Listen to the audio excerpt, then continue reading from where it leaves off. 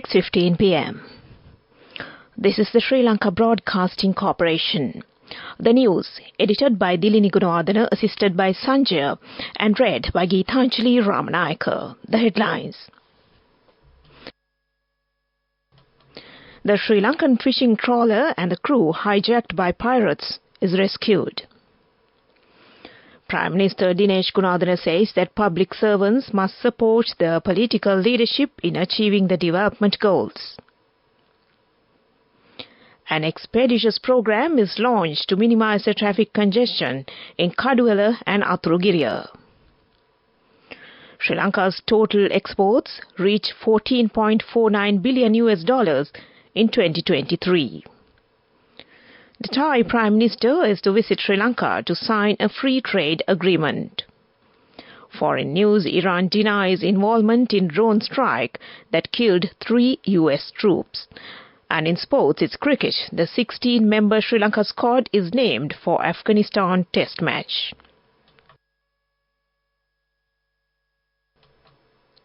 According to the spokesman of the Sri Lanka Navy, Captain Gayan Wickramasurya, 3 sea pirates have been taken into custody by the Seychelles Navy. He further revealed that a rescued Sri Lankan fishing trawler is currently being escorted to the Victoria Harbour in Seychelles. According to the Director General of the Fisheries Department, the Seychelles Coast Guard has rescued the Sri Lankan fishing trawler and its 6 crew members, which had been hijacked by the sea pirates in the Arabian Sea. Prime Minister Dinesh Gunawardena mentioned that political differences should be limited only to political debates and the public servant should provide fullest support to the political leadership. He expressed these views at a meeting held on a multi-sector integrated mechanism for empowering rural economic revitalization centers to ensure food security and nutrition under the National Integrated Development Program, New Village, New Country, Polonnaruwa District Progress Review meeting held at the Polonnaruwa District Secretariat Auditorium today. No matter what the opinions of the public servants must keep faith on the fact that the government is doing its best to build up the country. Today, the country has raised its head from the serious setback we faced. The government regained confidence after a period of difficult times and dealt with those times and brought the country to a better condition. Although there are small issues still pending, the country has already recovered from the great collapse. An expeditious program is launched to minimize the traffic congestion in the towns of Kaduwela and Aturugiriya. A discussion in this regard, chaired by Minister Dr. Bandula Gunawardena, was held at the auditorium of the Municipal Council in Kaduwela today. The discussion focused on issues faced by the residents of the area and possible solutions. Accordingly, the minister said that a short-term program followed by a long-term program will be implemented to overcome these issues. The prevailing bus stand will be shifted to a nearby area of the Millennium City Housing Scheme. Action will also be taken to broaden the roads as well. Minister Gunawardena instructed the officials to take quick action to initiate these projects. This news broadcast comes to you from the Sri Lanka Broadcasting Corporation. The Export Development Bank, EDB, reported that Sri Lanka's total exports for the year 2023 reached $14.49 billion. In a report issued in this regard, the EDB revealed that Sri Lanka had recorded a total of $14.99 billion in exports for the year 2022, $3.08 billion higher than the earned last year. As per the report, the estimated value of services exported for the period of January to December 2023 was $3,080.9 million, while the cumulative merchandise exports during the period January to December 2023 decreased by 9.54% to $11,856.3 million compared to the corresponding period in 2022. The Minister of Foreign Affairs and the Prime Minister of Thailand, Srettha Mustavisin will undertake a 2-day official visit to Sri Lanka from the 3rd and 4th of February 2024 at the invitation of President Ranil Wickremesinghe. The Thai Prime Minister will participate in the ceremony to mark the 76th anniversary of independence of Sri Lanka as the guest of honour. The Minister of Foreign Affairs added that Thai Prime Minister is scheduled to have official discussions with President Wickremesinghe and witness the signing of the historic Sri Lanka-Thailand Free Trade Agreement SLTFTA during the visit. Free trade agreement will be signed by the Deputy Prime Minister and Minister of Commerce of Thailand and the Minister of Trade, Commerce and Food Security of Sri Lanka. The SLTFTA is expected to boost trade and investment ties between the two countries and promote deeper integration with ASEAN economies. And that ends local news for now. The main news story is brought to you by Sinhala Mahatmya. State Minister of Finance Ranjith Siamlapitiya stated that the government has no intention of implementing any new direct taxes that would increase the prices of goods. Speaking to the media in Kagala today, State Minister Siamlapitiya further assured that the government has no intention to further increase the current tax percentages and is instead focusing on increasing the state revenue. Commenting further in this regard, the State Minister explained that the cost of goods will not increase as a result of a hike in indirect taxes any longer. And that was the main news story. The main news story was brought to you by Sinhala Mahatmya.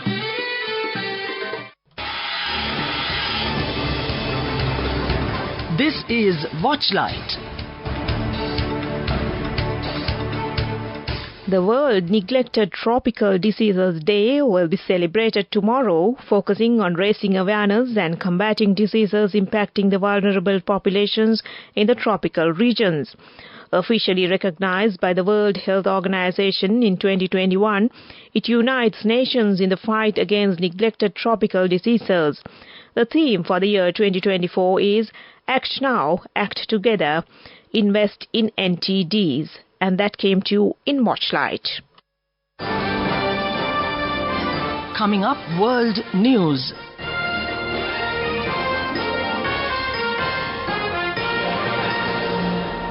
Headlines first. Iran denies involvement in drone strike that killed 3 US troops. France to push for EU law changes as farmers block Paris highways. Protests emerge as bullfighting returns to Mexico City.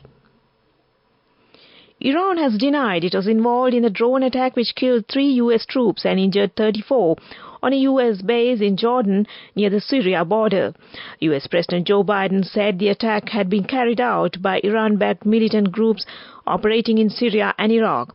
At a campaign event in South Carolina on Sunday, he said they shall respond to this attack. It is the first time US soldiers have been killed by strikes in the region after Hamas' 7th October attack on Israel sparked the Gaza war. France said it would push to ease European Union environmental regulations on fallow farmland this week as tractors blocked major highways out of Paris today and nationwide farmers' protests intensified. The French government on Friday dropped plans to gradually reduce state subsidies on agricultural diesel and promised an easing of environmental regulations, but farmers' organizations said that was not enough and pledged to step up the pressure.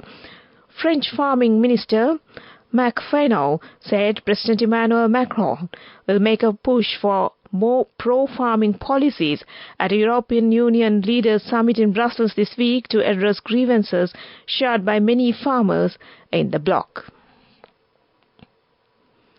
Animal rights activists have protested against the return of bullfighting to Mexico City after almost 2 years. The city held its first bullfight since 2022 on Sunday. A judge had ordered the indefinite suspension of the practice, which dates back to the 16th century in Mexico, agreeing with animal rights activists who had filed a suit. The Supreme Court revoked the decision last month, but a legal battle between supporters and opponents is likely. Local media reported that the judges ruled only on technical aspects and have yet to to decide on the case merits. Back to the headlines of the world news. Iran denies involvement in drone strike that killed 3 US troops. France to push for EU law changes as farmers block Paris highways. And protests emerge as bullfighting returns to Mexico City. And that ends world news. Development news. The Sri Lanka Tourism Promotion Bureau Chairman Chalaka Gajabahu was elected Vice Chair of the United Nations World Tourism Organization Competitiveness Committee, UNWTO. Addressing the media, Mr. Gajabahu emphasized the importance of fine-tuning a dialogue mechanism between the public sector and the private sector to improve tourism competitiveness and expressed confidence that this opportunity will provide a platform to further develop and enhance the competitiveness landscape, which is a vital tool in tourism development globally. And that was Development News. Moving on with sports news. Sri Lanka Test squad, comprising 16 players, have been picked by the National Selection Committee headed by Upul Taranga, and this squad is subjected to approval by the Sports Minister. The squad is led by new captain Dhananjay De Silva, while experienced player Dimut Karnaratne, Angelo Matthews and Dinesh Chandimal, the 3 former skippers, are also included in the squad. Afghanistan Test squad will arrive tomorrow for the one-day and only test match that will commence on the 2nd of February at the SSC grounds. Accordingly, Sri Lanka probable Test cricket squad, subject to approval by the Sports Minister, consists of Dhananjay De Silva, Kusal Mendis, Dimut Karnaratne, Angelo Matthews, Dinesh Chandimal, Sadira Samaravikrama, Nishan Madushka, Kamidu Mendis, Lahiru Udara, Prabhat Jayasuriya, Asita Fernando, Kasun Rajda, Ramesh Mendis, Vishwa Fernando, Chamika Gunasekara and Milan Ratnayaka. And that was sports news. Go ekak thiyana youth eකට life එකේ change එකට නියමෙට set වෙන්න ඇස් වහගෙන දැකපු ගීත හැබැයි කරන්න youth එකට නියමෙට set වෙන friendship එක මෙන්න. The all-new NSB Ithru Mithru account, NSB IAM, a plan for your dream. Business News, sponsored by National Savings Bank, the safest place for your money. Selinco Life has undertaken the reforestation of 10 acres of degraded rainforest in Balangoda and its maintenance for 5 years as a corporate sustainability initiative. With an investment of 5.7 million rupees, the project will be executed in collaboration with a non-profit environmental organization, Rainforest Protectors of Sri Lanka, and will entail planting 10,000 trees. And that was Business News. Business News, sponsored by National Savings Bank, the safest place for your money. Go ekak thiyana youth එකට life එකේ change එකට නියමෙට set වෙන්න ඇස් වහගෙන දැකපු ගීත හැබැයි කරන්න youth එකට නියමෙට set වෙන friendship එක මෙන්න. The all-new NSB Ithru Mithru account, NSB IAM, a plan for your dream. Audio economic news. Several farmer organizations and private agro companies are again making a strong plea to the government to lift the palm oil plantation ban, which will result in reactivation of the plantation sector and help to save billions of rupees spent on palm oil imports. At present, Sri Lanka consumes 220,000 metric tons of palm oil, out of which only 12% is produced locally. In 2023, the import bill associated with palm oil was approximately $300 million. And that was economic news. Weather report. Showers will occur at times in the eastern and Nuwa provinces and in the Polonnaruwa, Matale and Nuwara districts. A few showers may occur in the Anuradhapura, Mullaitivu and Hambantota districts.